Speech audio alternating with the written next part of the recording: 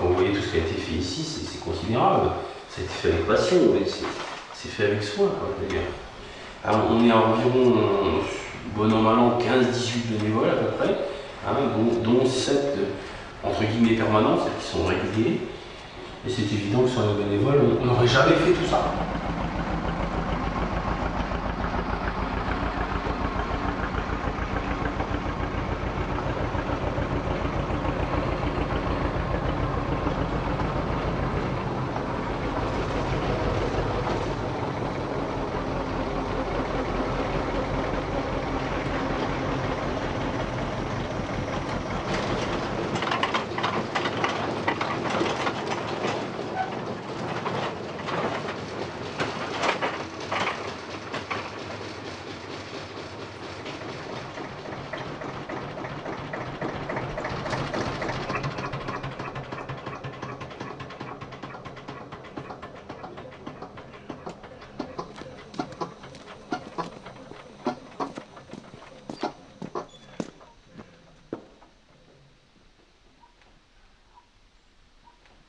Alors nous sommes ici dans le bâtiment voyageur de la compagnie des chemins de fer de Saumur-en-Vallon. Donc ce bâtiment voyageur a été entièrement construit par les bénévoles. Pour la petite histoire, quand on avait voulu faire cette gare, on avait fait faire des devis et il y en avait pour plus de 250 000 francs à l'époque. Bien entendu, le budget de l'association ne pouvait pas assumer une telle somme, donc il avait été décidé de faire la gare. Les bénévoles feraient la gare et pour payer le matériel, d'aller entre guillemets pleurer les sponsors, donc les entreprises qui puissent nous aider et en plus récupérer comme le fait toujours l'association. Alors l'image de ce bâtiment, le plan de base, et que ce soit l'intérieur ou l'extérieur, l'espace donné a été donné comme si c'était une petite gare qui aurait servi autrefois. Quand on a inauguré cette gare, c'était donc en 1995. 1995, donc on avait commencé à faire du chemin de fer autre que le petit train d'origine en 81. Hein, le petit train a commencé en 72, c'était un petit train ordinaire, enfin, tout simple, et on a commencé vraiment à faire du chemin de fer en 81. Et à partir de 81, on a marqué sur une feuille de papier, chaque jour où on travaillait, le nombre d'heures passées. En 95, quand on a inauguré la gare, on était à 20 000 heures écrites. 20 000 heures. Hein, 81, 95, on avait fait 20 000 heures de travail écrites, sans compter toutes celles qu'on n'avait pas écrites, qu'on avait fait. Et je ne parle pas d'exploitation, je parle de construction. On est là tous les samedis de l'année, sauf quand même en août et en général on déborde en septembre. Hein. Mais sinon on est là tous les samedis de l'année, absolument tous les samedis. Ça c'est pour travailler. Les gens qu'on a rencontrés aujourd'hui ici, donc ça c'est des gens qui sont retraités,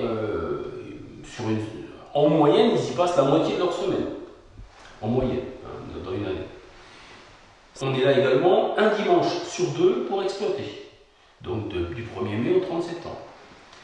Voilà un petit peu pour donner des chiffres et vous situer à peu près la somme de travail que ça représente. Pour faire partie de l'association, il faut être motivé, il faut être passionné.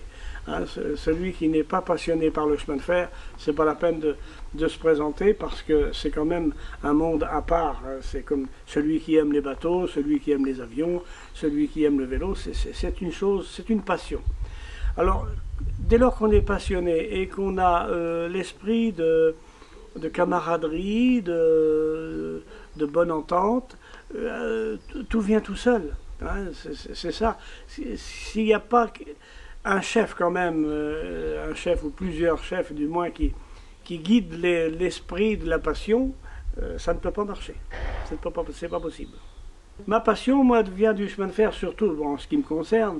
Moi, mes parents, mon père était poseur de voies en 1930 et ma mère était garde-barrière.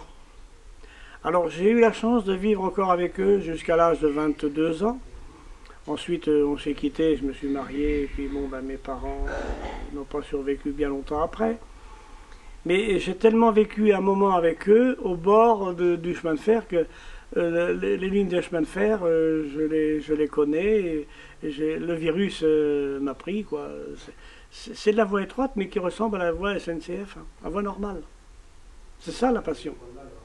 Ça vient de la jeunesse, ça vient de l'adolescence, ça vient d'aimer quelque chose.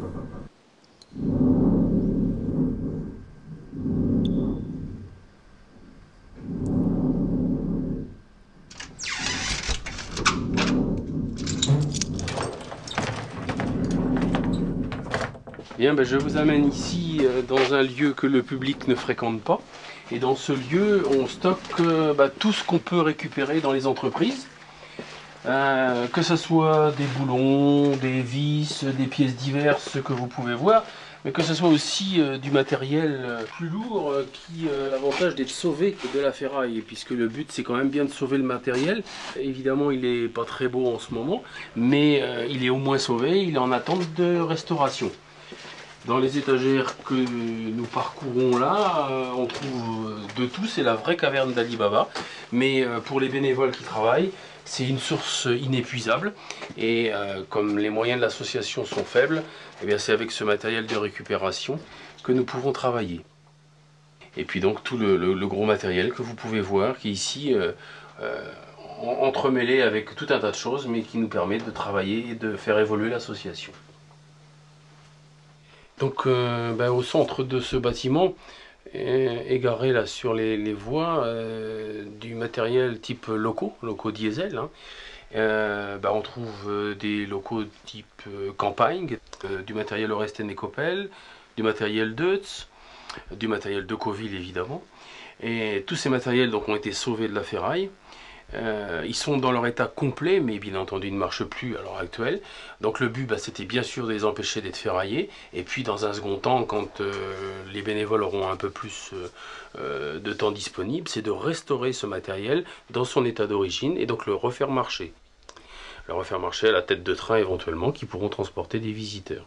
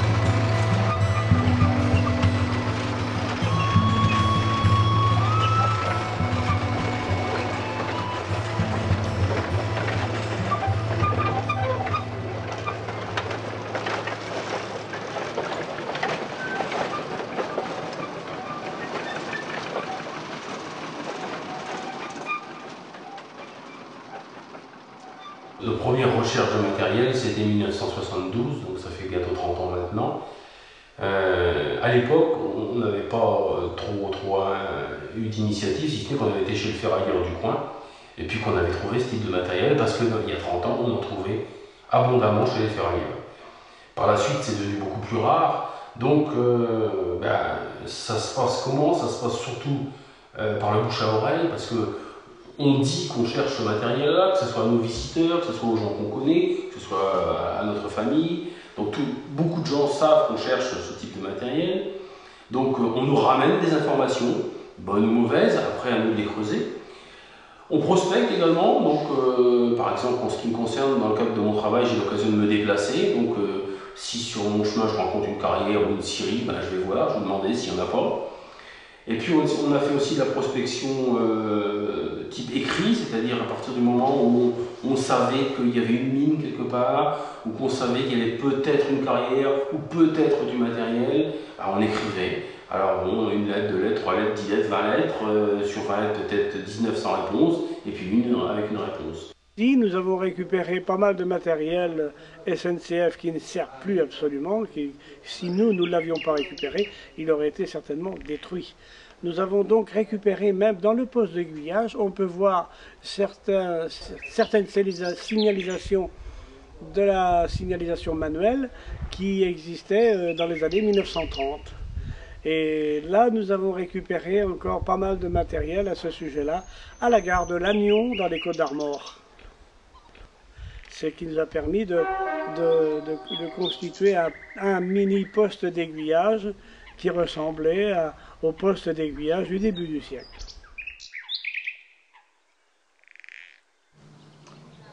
La machine que vous voyez là est la dernière arrivée de notre collection. Et elle a un grand intérêt, c'est une pièce historiquement très intéressante. Elle est de 1922 ou 1923.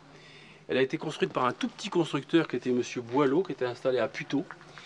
Et elle sera restaurée dans son état tel qu'elle est là, dans son état d'origine.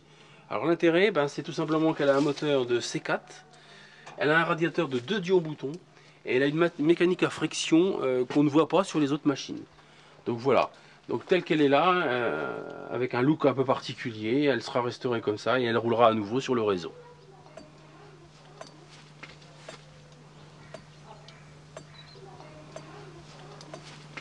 Donc là vous avez une grue qui a été fabriquée par l'usine de Damary et c'est une grue à salin. L'intérêt de cette grue, c'est son âge bien entendu. Elle est de 1876, c'est-à-dire qu'elle a plus de 120 ans. Et 120 ans après sa construction, dans son état d'origine, elle est toujours capable, simplement avec la force de 2 hommes au manivelle, donc 2 hommes simplement sont capables de lever 6 tonnes. Et ceci, 120 ans après la construction de la machine. Voilà donc pour ce matériel. Et toujours en voie normale, vous avez de l'autre côté un locotracteur qui pèse quand même la bagatelle de 18 tonnes. Et est attelé à 3 voitures de voyageurs. Donc la première, c'est une voiture de la Compagnie de l'État, elle est de 1923. Juste derrière, une voiture beaucoup plus ancienne qui est une voiture de Dietrich de 1898. Et pour terminer, la voiture du métro.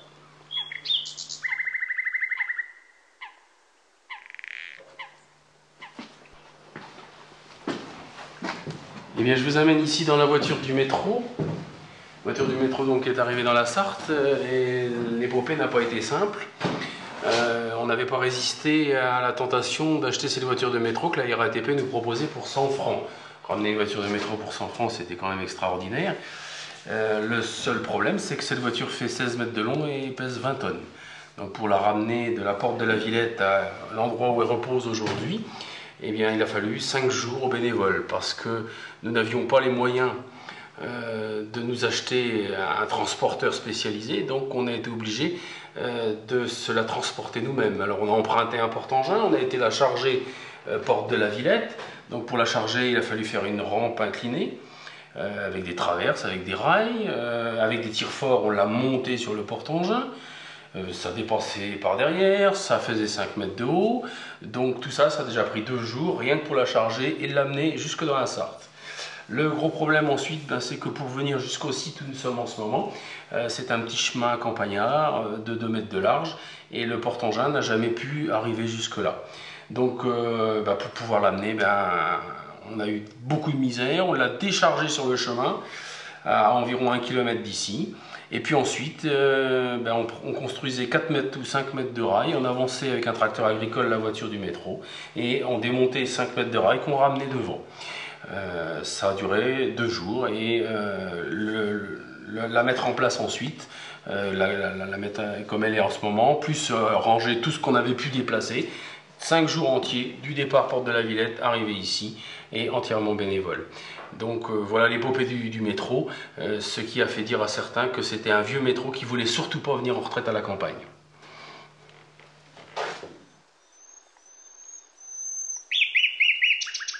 Là où nous sommes installés, nous sommes propriétaires.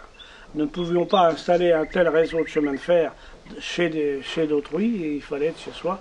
Donc on a acheté ce terrain-là, nous sommes propriétaires, nous payons des impôts à la commune, nous sommes chez nous, et c'est pour ça que nous arrivons à faire quelque chose qui ressemble à quelque chose. C'est-à-dire que l'association a commencé avec le plan d'eau, avec l'argent gagné sur les activités du plan d'eau à l'époque, pédalo, etc. Donc on a pu acheter un premier terrain pour monter le premier petit chemin de fer. Et puis au fur et à mesure que l'argent a été mis dans la caisse, on rachetait des terrains, puisqu'on a la chance, ou la malchance, mais je pense que c'est une chance pour nous, d'être dans du terrain marécageux, qui n'est inexploitable pour rien. On ne peut ni en faire de la culture, ni en faire des pâturages, ni en faire de l'exploitation forestière. Donc en fait, il n'intéresse personne. Alors les différents propriétaires qui ont ces terrains-là, ne voient jamais problème à nous céder des parcelles marécageuses qui ne conviennent à rien. Et en plus, ça permet aussi à l'association d'acheter ça, parce que les prix pratiqués sont évidemment faibles, puisque c'est des terrains qui ne peuvent rien donner. Comme ça n'intéresse pas grand monde d'acheter du marécage, nous, ça nous intéresse. Parce que c'est la vie sauvage, la vie des chemins de fer d'autrefois, où les petits chemins de fer passaient n'importe où, à travers champs, le long des routes, dans tous les azimuts. Parce que dans un marécage, on fait des fossés, 2 fossés parallèles, et la terre de ces fossés-là sont remises sur le centre, ce qui nous permet de faire une plateforme. La plateforme étant informée, nous attendons son assèchement, et à partir de là, nous avons la possibilité d'installer notre voie ferrée. C'est comme ça qu'on opère.